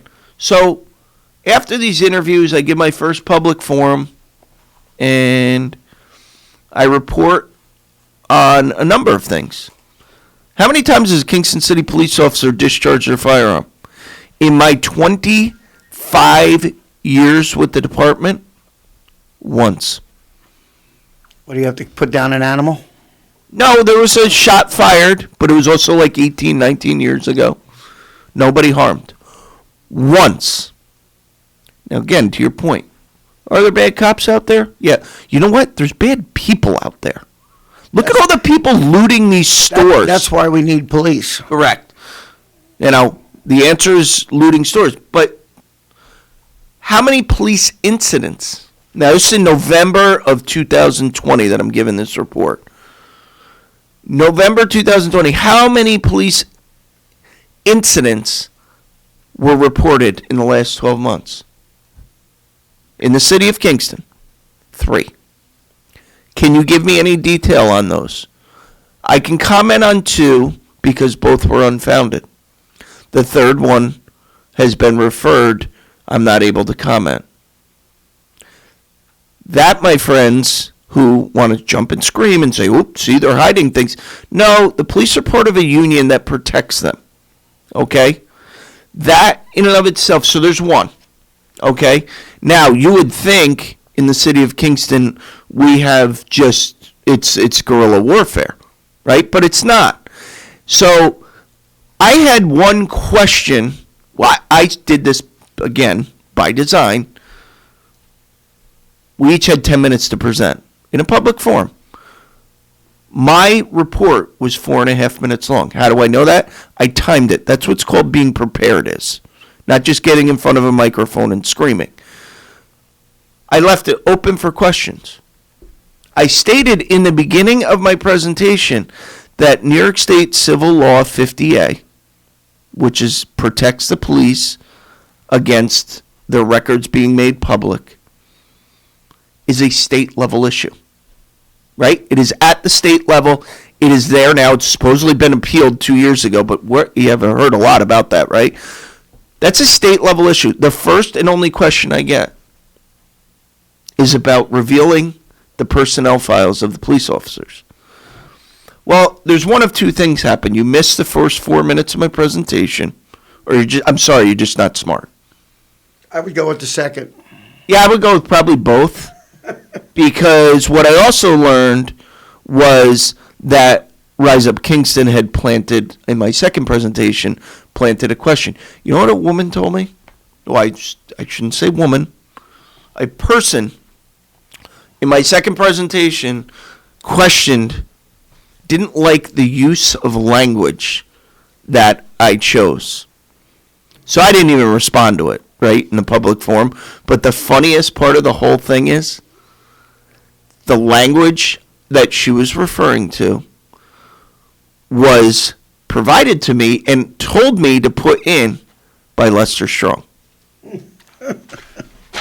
Okay, well, not to even though your conversation is great and very passionate, and love to hear it. Bob, the last time Bob was on, he didn't get to say one word because Joe Sinagra was too busy overbooking guests. The guy triple booked. So, Bob, thanks for coming back on. Bob is a local realtor, and he's also made all these great signs. You see all the great signs that are here, the ones outside? Yeah, Bob did those on trade for us. So I'd like to get Bob on. I'd like to give Bob a shout out right now for all the help he gave me with my campaign. Oh yeah, more than generous. Right? I didn't even know that. So that's more than generous. Him and Linda donated massive amounts of things to my campaign, and I'd like to just openly say thank you to you, Bob. Thank you very much. I appreciate that. Well, Bob, I got one major question: is the housing market starting to drop, or is it still? I mean, is it starting to turn into a buyer's market? Wait a minute. Hold on a second. Because I'm going to turn it. Obviously, my time here is running out, and Bob's going to. This sounds like it's going to be a long one. So before you get into that, I want to thank you, Larry and Dan, for having me on. I'm honored to be the first guest on Dan's show, and I hope to be back. Absolutely. I'd like to come on. I think, as you mentioned, with my partner Sal, and hopefully we can get Good Sports back on the air on a real radio station. Yeah, I'm going to talk to my mother over the weekend. I think Tuesday night will work. If you talk to Sal. I will talk to Sal. I talk to Sal once in a while. I've already confirmed it with Hamill. I actually talked to Sal independently. Yeah, Sal's not a regular guest, so get him locked. No, he is. I asked him to come on today. Oh, okay. I'd like to get him on as an underwriter too. So. Yeah. But he. After the first of the year, I'm going to actually connect with him next week. Good. And then, we had a really fun conversation, And he's great. He's really good on the radio, man. Absolutely. And, another example, right? Sal and I grew up together. Yeah. And Sal's and his whole family are incredible supporters of our cancer fund and the bike ride. And of Happy Christmas Fund, too. And you'll get his take on being a businessman in Kingston. Without a doubt. And, Sal says to me, we get a lot of support from restaurants for the bike ride, and they've literally Sal and his Frank the whole Guido Mark, family. they've been there since day one. My dad and Frank grew up together, and I did a lot of in-person visits this year because I wanted to make clear to people that I understand if you can't support us right now, it's 100% What's okay. going on? And Sal was the first one I went to talk to. And we actually talked a little bit the night of the Hoolie and, spirited conversation for the both of us. And so I texted him the next day. I said, listen, all joking aside, I said, I want to come talk to you this week. Because like you just said, Steve, as a business person. And I knew he'd be honest with me, right? Absolutely. And so we got together, and in my head, I know what he normally does. And he looks at me and he says, what else do you need? I said, well, no, we're good. 100%. And he said, well, I'm going to do a little bit more this year. And he doubled what he normally does. Yeah, that's nice. Now, Sal would be pissed at me right now.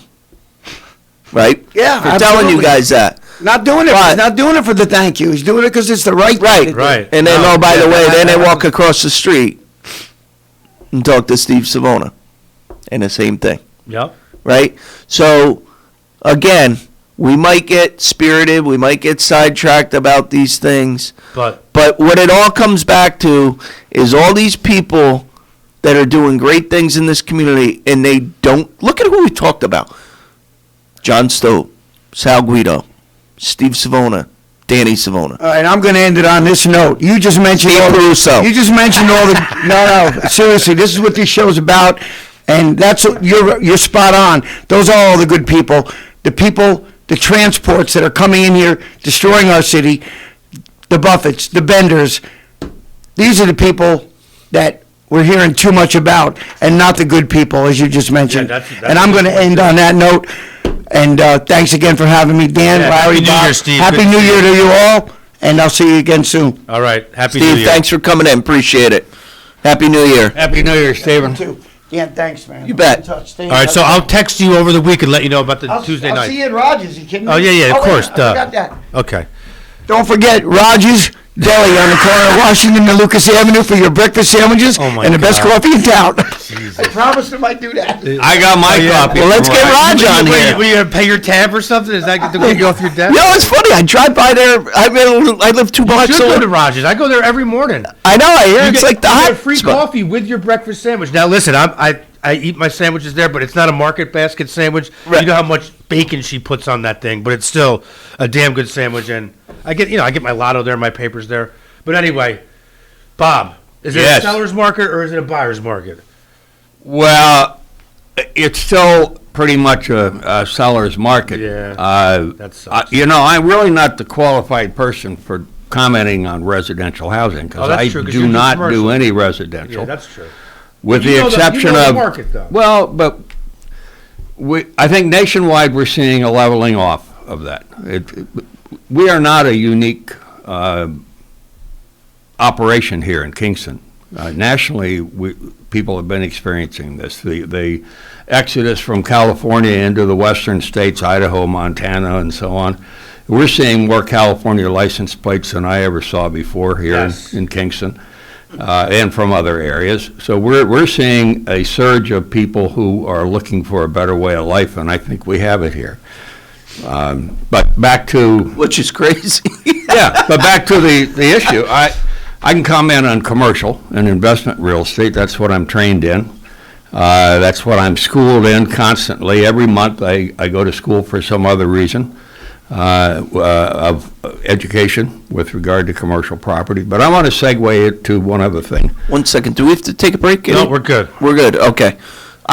So if you're just tuning in, Dan Gruner here with Bob Baum, Lawrence Maxwell, our gracious host. This is the first of what I haven't run it by her yet, but I think it'll be the Dan and Fran show. Yes. Or the Fran and Dan show, if she prefers that ring better.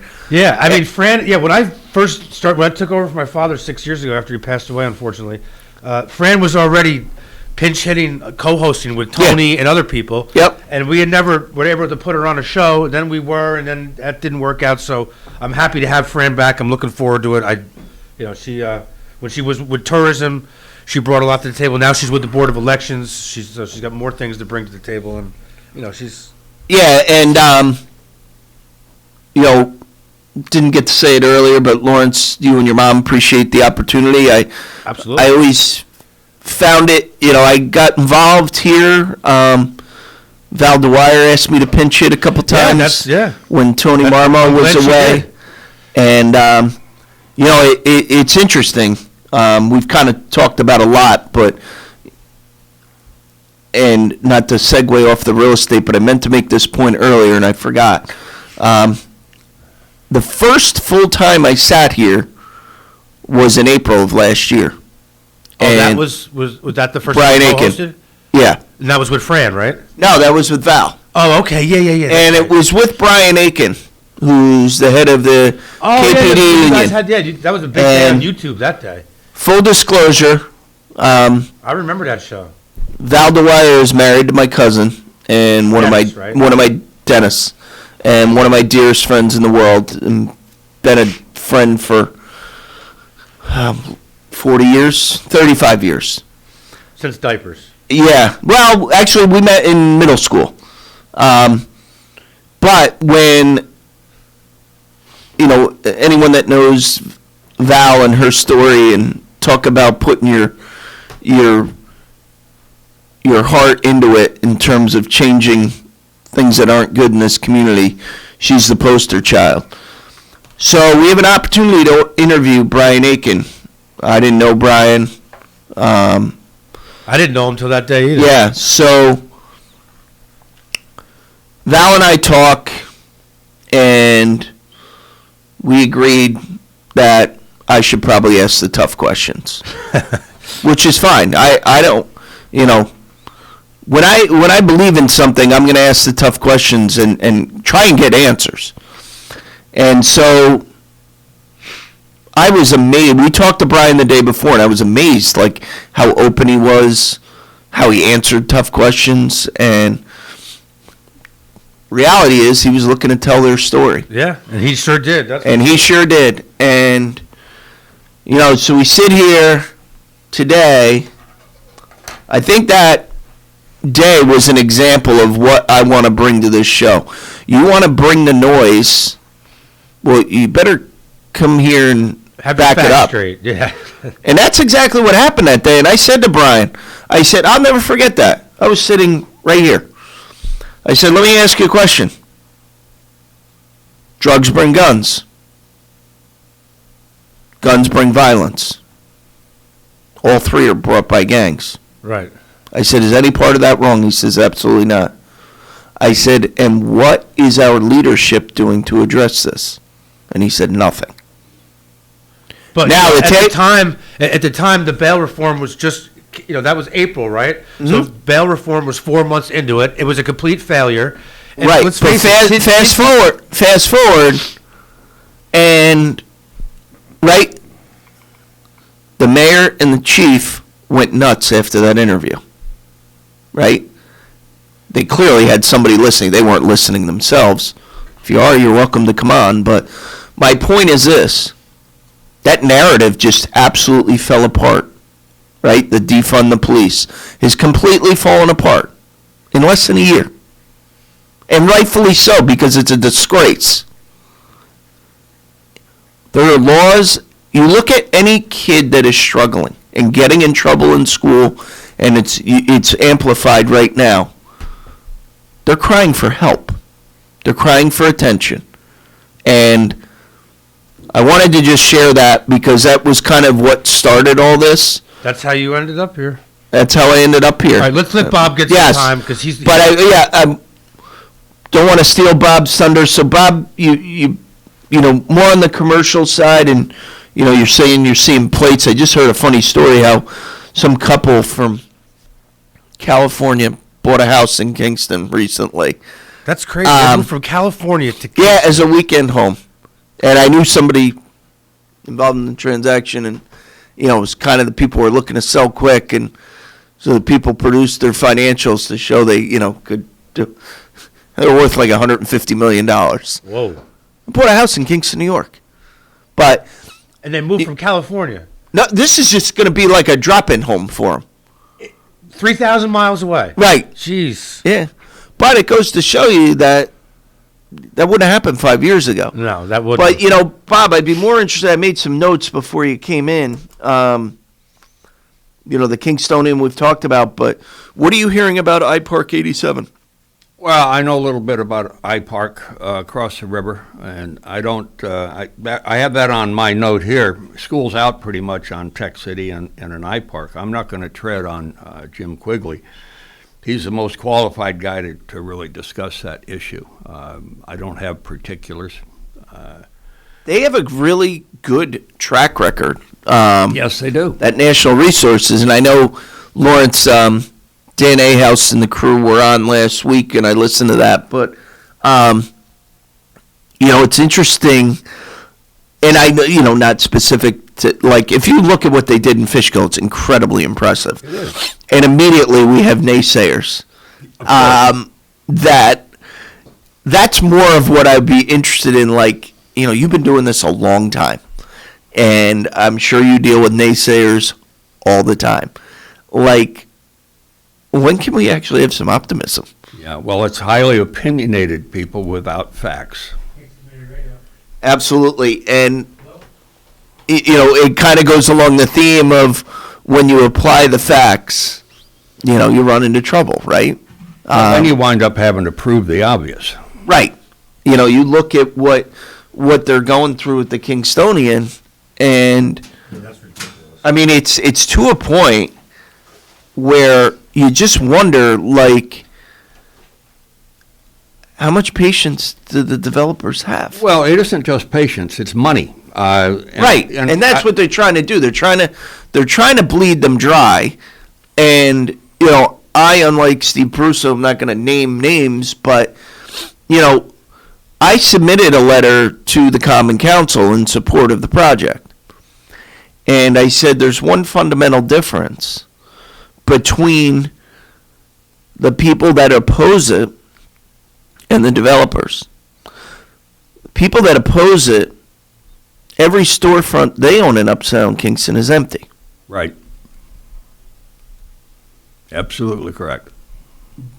But have the money to file lawsuit after lawsuit. And now the head of our school board at a personal level is involved.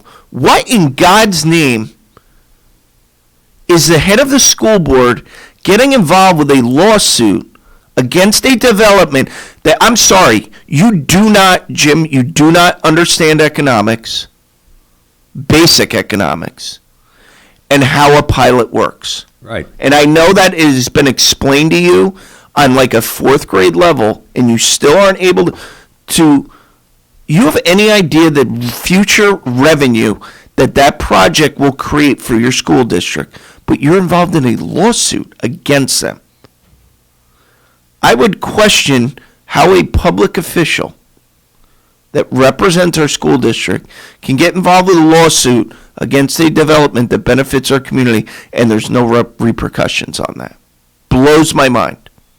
But again, Jim, 3 open mics, 7 to 9 every other Friday. Love for you to come on. I know you won't.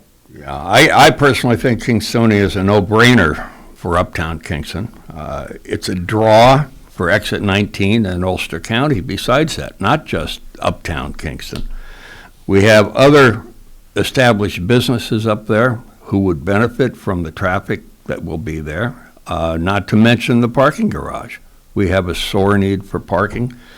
It's a very difficult circumstance. I've said it from day one. I went to college in Burlington, Vermont, and Church Street in Burlington is like one of the most happening little streets in America. Right. Yeah. And I said from the beginning, once they laid out the plan, I said Wall Street will become Church Street.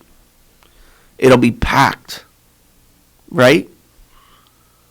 What's wrong with that? You wanted affordable housing, rammed into it. It's in there now.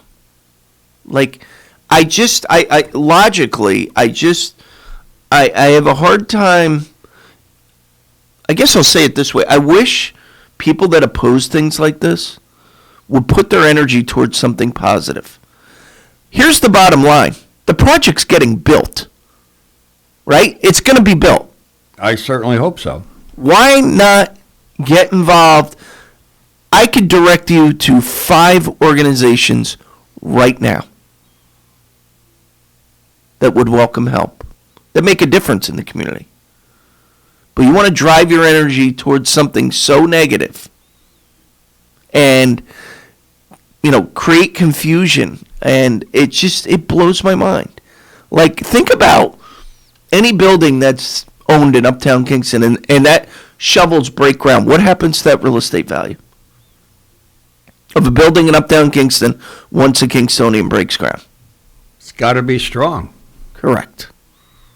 What's wrong with that? Nothing's wrong with that.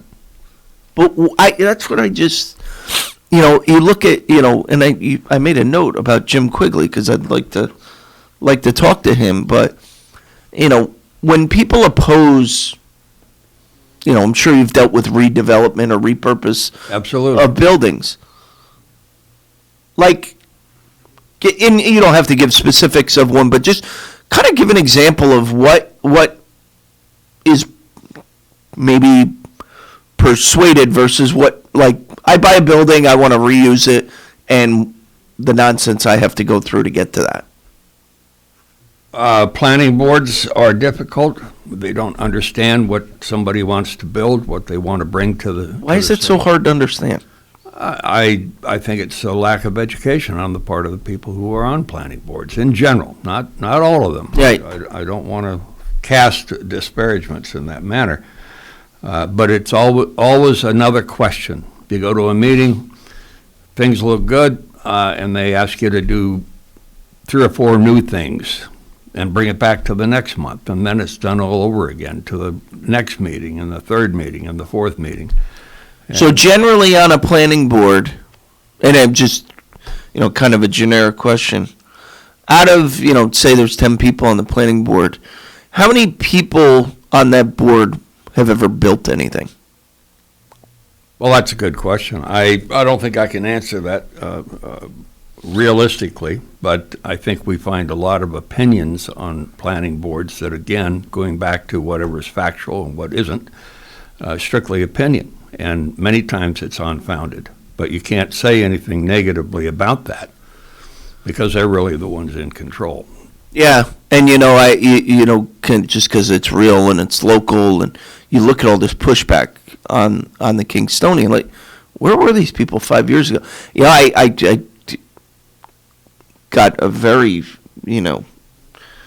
disdained response because I asked a question one night on Facebook, like, to anybody that opposed it, this was an open RFP from the city. You're so against it, or you want the affordable housing, or whatever why you hate this project. Why didn't you respond to the RFP? No, you would have thought I asked for their firstborn. Probably, yes. But again, the facts didn't line up. Well, I'm sorry, you don't have the money or the understanding, or, we could go on and on and on. And that's what, I just struggle with. Like, I give you, I joke, friends of mine in real estate all the time, you got a lot more patience than me, right? Because you might be working a deal and it's coming close, and now there's an environmental issue. Sure. And that's probably quite prevalent around here. It would be. In many cities it is. Yeah. And that's something that's obviously completely out of your control, but something that a buyer or seller has to address, correct? Well, they have to address that, and the person who's presenting the property, i.e. me, we need to ask the hard questions up front of the seller. We need to know what they have to say about possible environmental issues and so on. And to spread it out a little bit, down in New Paltz in the farmlands, it's an area that was hit hard 30 years ago with environmental issues due to the chemicals used in growing apples and farming and so on. Farms are one of the worst contributors to environmental issues. Believe it or not, everybody thinks a farm is a great place. It certainly is. You can grow a lot of product there, but it's taken 40 years to get out of the complexity of chemicals that are harmful to us. Yeah, it's, people don't think about, that you hear, about GE or Central Hudson or, not Central Hudson, IBM. But you're right, the farms are, I remember when, Rolling Meadows, where I grew up, years and years ago, was a farm. And when we lost our mom to cancer, she was 58 years old. And so a family friend brought up that, we should have, I think it's the radon test done. Fortunately, it didn't come back, but, you need to, again, try and find answers. So luckily it didn't, but, I've kind of didn't understand that whole thing at the time. And, we talked through it like, well, yeah, it used to be a farm and they treated it with chemicals and, you might not think of that, but. Well, that's right. And by the way, I have to say that realtors' feet are held to the fire over the issue of any environmental issue or anything that is negative about a property. Once it is mentioned to us and we become informed that there is an issue, we are obligated to present that issue to any potential buyer. Yep. Otherwise, we could lose our license. Yeah, and I'm on the insurance side, so I know it from that angle, and, it's interesting where, certain things make it to the media and are presented to make it sound awful. Right. And then, without getting into any detail, then you talk to the owner of the property, and they've already taken more steps than required to address an issue, environmental issue. And here's the actual findings. Right. But you read in the local newspaper like the building's going to melt into the ground the next day. Yeah, right. And now you've got tenants that are, very concerned. But very true. I know you got some notes there, so I don't want to.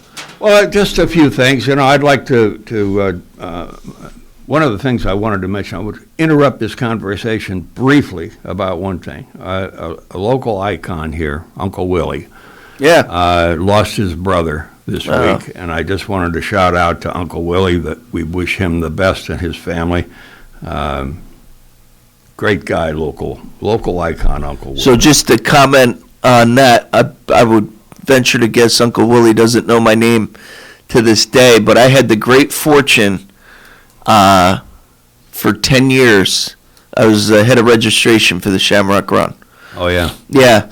What I learned was, so Bobby Ryan, who's my cousin, gets me involved when he was, chairing it, and they make it sound like it's the greatest responsibility of the whole run.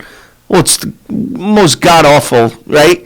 You got 4,000 people coming to register for this run, and when people have a complaint, who do they come to? Me, right? So it's like battle fire. Right. But the highlight of doing that, Uncle Willie was our unofficial starter. So I used to bring the cannon up, and there he was on his megaphone, and we would chat, right? Yeah. And we just, whatever fun stuff, I'd let him know when the cannon was ready, and he'd do his thing. And now I pass him uptown or whatever, and he just always, gives me the waves. So sorry to hear that, but a great local guy. Yes, he is. Back to real estate. I'm one of only a few realtors locally whose sole purpose is investment grade real estate, commercial property. We have to be trained specially for this purpose. And I have personally found it difficult to, in the past, and I haven't done anything about residential housing in 15 years, but it's difficult to be a master of two issues. So I want to stress that a commercial realtor, if you're buying a commercial building, is the person to go see. Yeah, absolutely. And I actually, I'm glad you brought that up because I had a question about that. You know, you hear more and more on the commercial side, you know, small businesses, what have you, coming to town or, you know, investing here. Are you continuing to see that? Is there still pretty heavy interest in? There is heavy interest from outside, and we're seeing an increase in the interest from local businesses expanding. Interesting. Yeah. Which is really, really good news, which, you know, again, for all the naysayers out there, this is what makes our community go. That's right. So, you know, you hear, and I see it, you know, a lot of interest, like from the Brooklyn area and things. Are you still? Well, that's strong. Yeah, that's it's Brooklyn is kind of a single word draw here. Yeah, but it's that's a good way to put it because it's not all there, right? No, it's people from Long Island are coming up. South Jersey, we're seeing that from that aspect also. So, I mean, you know, I want to be somewhat cognizant of what I say, but, you know, I know the one reason there's empty buildings in Uptown Kingston, but is the demand as much as we hear? Like, and I know these things it takes a while to buy or sell a commercial building. Right. Way longer than it should, by the way. But I guess it's a kind of a backwards way of asking, is the interest level as high as I hear? Well, I guess it is. The interest level is quite high. I think one of the drawbacks is back to the Kingstonian. Parking is a problem. Yep. I see that thankfully we got rid of the intrusion on parking spaces by the local restaurants. I understand they had to do that in order to retain. Yeah, I mean, Uptown Kingston. But I hope that doesn't come back when the weather changes. We need that parking. And I think everybody's got to live by it. I just wanted to get, you know, I want to explain one thing about commercial real estate. A lot of people say, well, a house is an investment. Well, maybe it is an investment, a personal investment, but your payday isn't until you sell it. And maybe that's in 30 years or 5 years, depending on what your interest is. But in commercial real estate, that is supposed to generate income. And the investment grade level, that's what we are schooled in. That's the reason I do commercial real estate. I live and breathe it. Yeah, and you know, it kind of dovetails to, right, housing's an issue. And again, I think we can all agree to that. But subsidized housing doesn't solve the problem in and of itself. I mean, you look at how many units have been added just in the last 5 years, right? But if I'm bringing a business here, I need a place to live. Well, that's very true. And I have property, we're looking at apartment developments on Morton Boulevard. I've got a long-term plan for 72 townhouses on Lucas Avenue across from the Spring Lake Fire Department. Which, again, that property, you've had that for many years. And now there's finally something. Well, I've been working on that property with the owner for about 12 years, and but we got water. We have Spring Lake water there now. We have the sewer line extension, which is approved, and the money's in the bank, according to Jim Quigley, to extend down to That's the right. property. So that's town of Ulster. So once we have a sewer line connection and the water connection, municipal services, we can begin to really promote this property. It's been held up because of the lack of that. Yeah, and that's the part people don't see, right? You know, it's. I get questions. You still got that property for sale? You haven't sold that property yet? Well, no, it's not going to get sold until we have all the municipal services in line, and a developer can put a shovel in the ground and turn it into what it should be. Yeah, and you know, it's just. Can the government please get out of people's way who are trying to do good things? Well, I want to say that it's about the fifth time I've mentioned Jim Quigley, and he's very helpful. He wants to make things right. Well, you look at, he's a businessman. Yes. And a very, very successful businessman that God help him. I don't know why he chose to get into politics, but it seems when business people get involved in politics, again, I know Jim to say hello to him, but I don't know him very well. I don't think he did it for his own personal benefit. I agree with you. I think he did it for the good of the order. And thank God for people like him. I mean, you look at Mike Bloomberg when he was the mayor of New York City until he decided to give himself a third term, which was wrong. Right. He did a lot of really great things in New York City. And then he got fueled by politics and went too far. But, God bless him for all the other people. And I can't even give the third example because, people's hair start catching on fire. But, when you do things for the good of the order, good things happen. And, what do we have, Lawrence? 2 minutes left? 3 minutes left for the last show of the year. Right. What a great year it was for Kingston. Parting gift from Baum. Well, not really a gift. This is You're going to buy us this building and give it to us. We don't have to pay rent anymore. Got to talk to him. No, I would be remiss and not self-serving if I didn't say that I've got a flower farm in Millbrook for sale. Flower farm? Interesting. I never knew that. For $1 million. We got 6,000 square feet in commercial building on Churchland Road up in Saugerties for $700,000. We've got interest. I have 2 meetings this morning on it, talk about activity going on. Yep. Probably 20 different space leases between Saugerties. I manage 3 strip malls and some local options as well. So Bob, that parcel on Lucas Avenue, is that still available? Yeah, we were just talking about that. Yeah, we were just talking about that. How many lots is that? Well, it's not lots. It's a 17-acre development. Parcel, and okay. My plan for that is 72 townhouses. And if there's any developers out there, bring your money. Call me because now we are on. As long as it's not Neil Bender, yes. We're on well, I'm not going to make that statement, but I will. That guy's a jerk. He's the guy that's trying to stonewall the Kingstonian. Well, yeah, right. Yeah. So I'll turn it back to you. Yeah. Well, Bob, thank you for coming Bob, in. Thanks for coming in.